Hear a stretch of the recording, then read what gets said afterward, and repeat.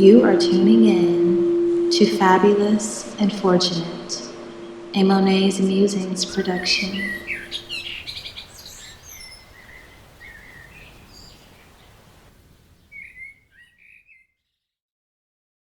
Greetings and welcome back to another episode of Fabulous and Fortunate.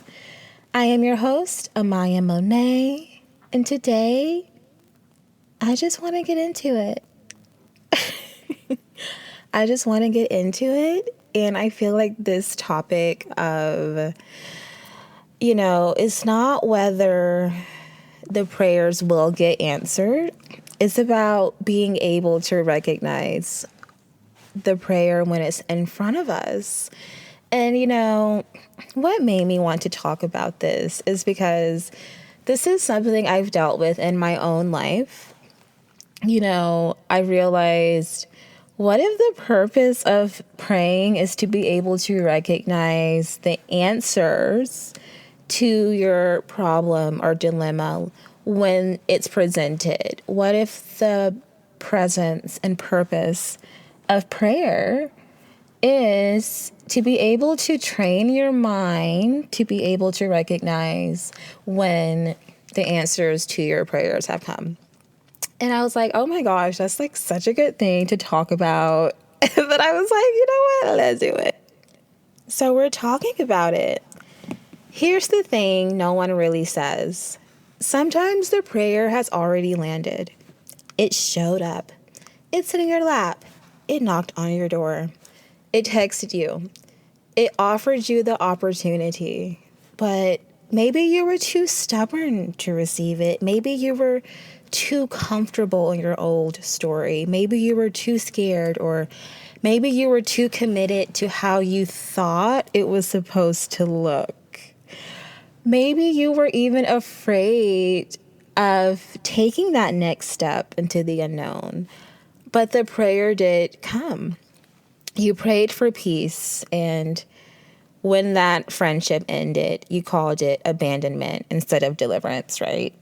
You prayed for better, but when someone started showing up differently than what you expected, you didn't look at it. You pray for love, but when someone shows up who's able to give you everything you needed, you either ignore it, you sabotage it, or you put yourself in a position to feel like you have to find something wrong with it. You prayed for a better environment, and then you weren't able to leave that job or that place that you've absolutely outgrown and that was literally suffocating you. And, let's be real. Sometimes we miss our blessings because they are uncomfortable sometimes. They do force us to come out of our comfort zone or change or even have more humility or even confront our own resistance to change. But that's where this gets deeply intuitive and it gets deeply spiritual, if we want to use that word, because it is. Because maybe we need to stop praying for some things and start to be able to pray to recognize them when they are in our reality. And when I started adding this, the shift looked at something like, okay, if it's here, help me to be able to see it. I need to be able to see this thing super duper clear. Help me to trust it. Help me to say yes, even if it scares me.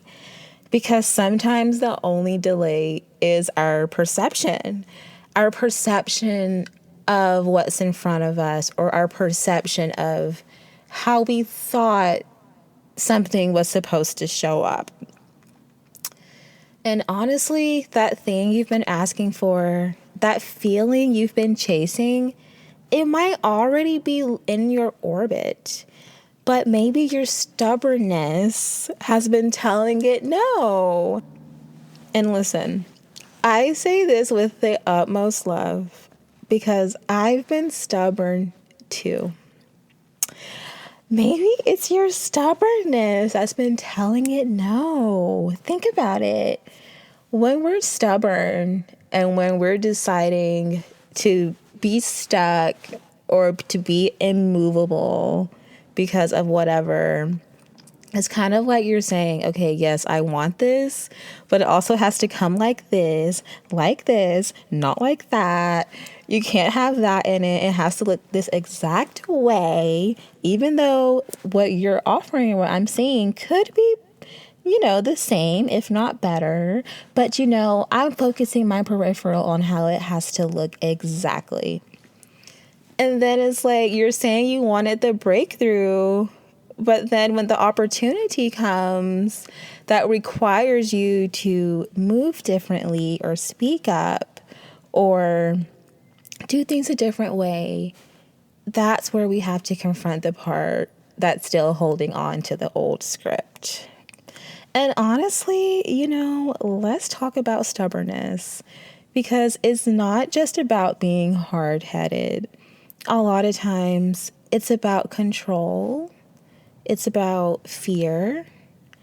It's about the version of us that's just been so disappointed before, that doesn't want to recognize the answer, right? If it's not just so the way we want it. But growth doesn't always look a certain way. It doesn't always look the way that we thought it would. Sometimes it's gritty. Sometimes the answered prayer shows up as a closed door, a canceled plan, something that drastically changes your life, or even a moment that completely breaks you open. And confronting your stubbornness isn't about blaming yourself. I feel like it's more about self-respect. It's about no longer rejecting what's good for you just because it's uncomfortable, just because you're going to have to move a few things around to do it. Okay, yeah, so what? Just because, it's going to completely shift your life if you accept this blessing. It might have you confront your feelings of lack. It might have you confront your feelings of self-worth and what you deserve. It might have you wanting to talk to yourself better. It might have you, deciding, well, there's just certain people I can't hang around if I want this to happen, because, I know how I want my life to look. And, if I want my life to look a certain way, I have to create the conditions in order for that to happen. And it's so scary sometimes when we're rejecting what we know we need and what's good for us and what God wants for us and our higher powers and the powers that be want for us. It can be difficult because sometimes these things that we want and that we ask for, we subconsciously know we're going to have to give up something else in order to get it. And I think a lot of times that's like the thing that holds us back too. It's okay, if I want this, I 100% know that it cannot coexist with something that I'm just so okay with, even though I know that I want this other thing. And then it's like, you kind of have to make a decision at that point. And, whether we realize it or not, we're making decisions every day. We're making choices and we're making decisions. And a decision to not do something different is a decision. You're choosing to stay the same. And I was like, when you think about it that way, it really shifts things.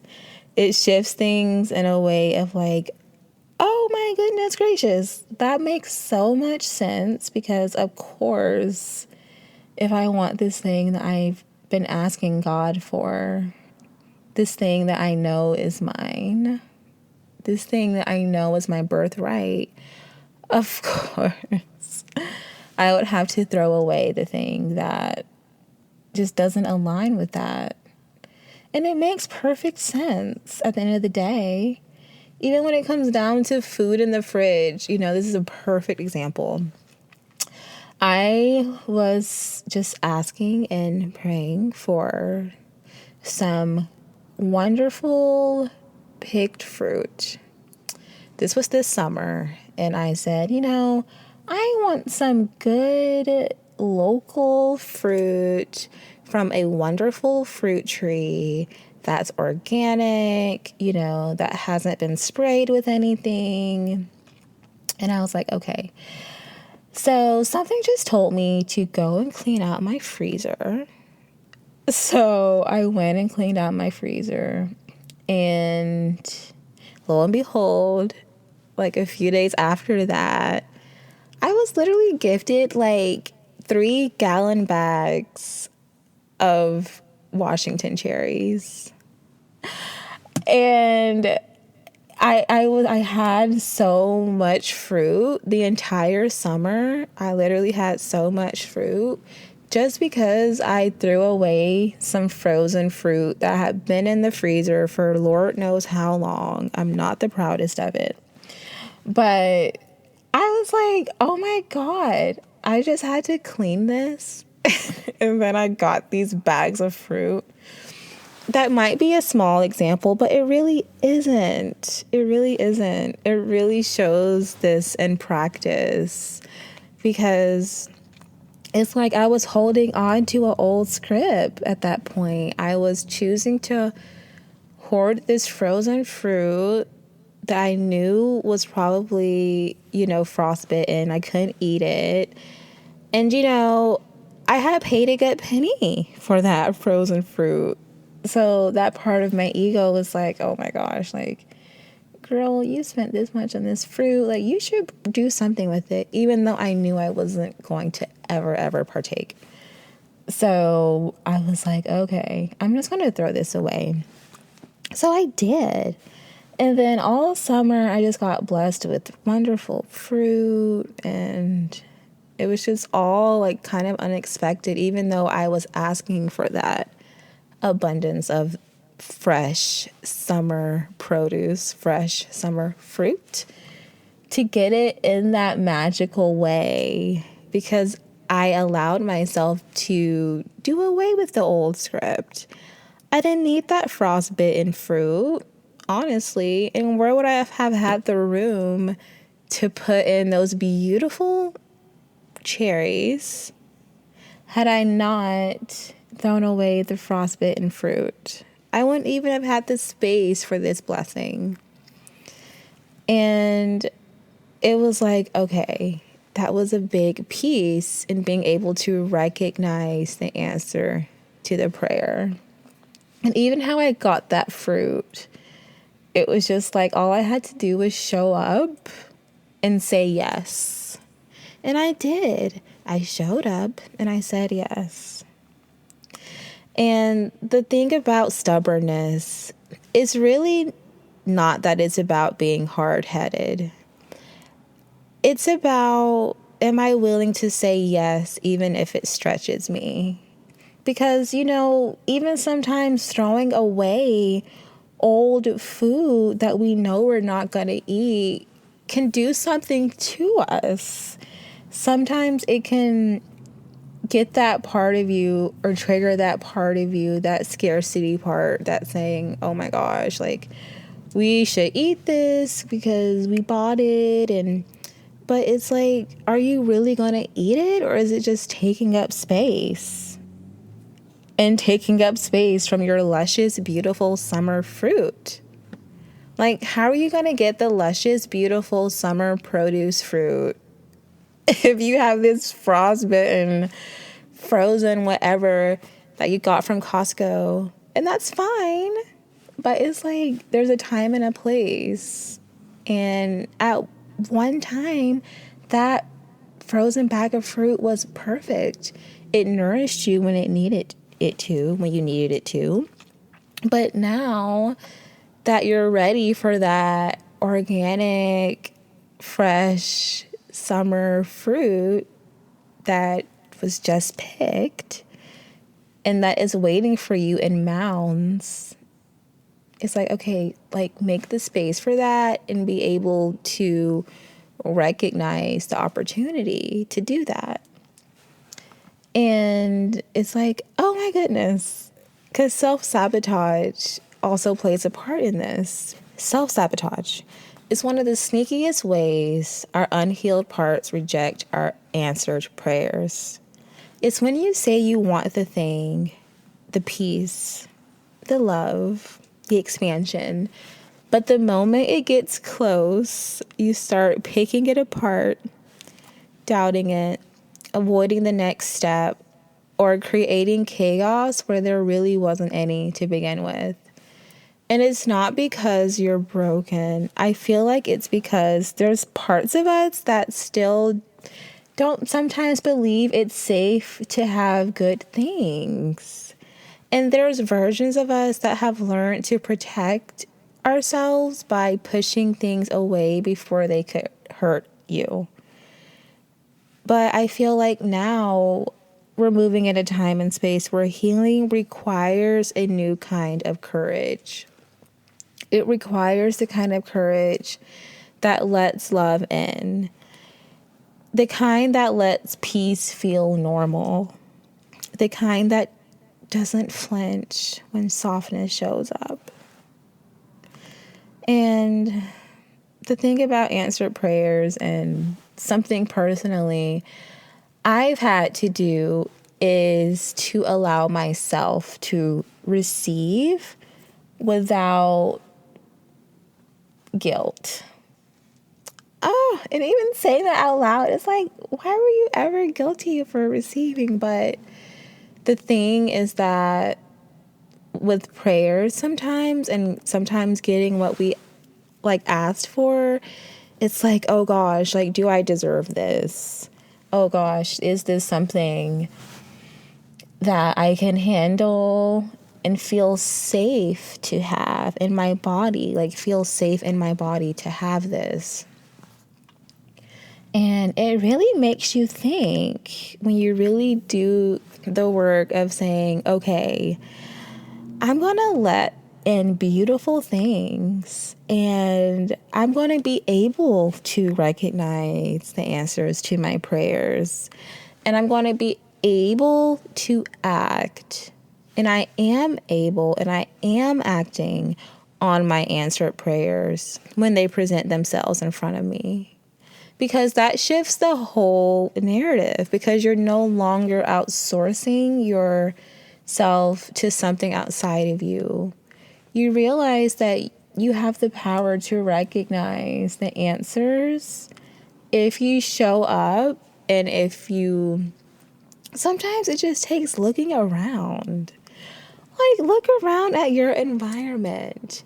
And think about it. How many of us are just distracted on a day-to-day basis? How do we even have the focus to look for, are we able to recognize our prayers sometimes? And it really just puts you in a different space when you say, okay, I want to be able to recognize my prayers when they're presented in front of me. And I want to be able to hold them with love. And I am able to hold these prayers with love. And it's truly just so shifting. It's like, oh, okay. Allowing yourself to have good things. Allowing yourself to receive blessings and receive things without feeling like, oh gosh, is this going to eventually, be something I'm not going to get used to? And it's like, you have to just be in the moment. And I think this comes to being in the moment. So maybe the assignment isn't to continue to continue to be upset because you've been asking for something but can't see it. Maybe the assignment is to recognize the answer, trust the process, and release the stubborn parts that want to keep rehearsing pain when it's time for peace. Oh my goodness. Oh my God. Think about that. Oh my gosh. I can't believe I said that. But how many times do we do that? And it's like, release it. Oh, I've had to do this. I have had to release so many stubborn parts because, I am a Taurus and I'm not one to stereotype people because of their astrology sign, but Tauruses can be stubborn. Okay, we can know what we need, but take our time and be like, I want to just ignore my needs and I'm going to ignore what I want because I'm safe and I'm comfortable.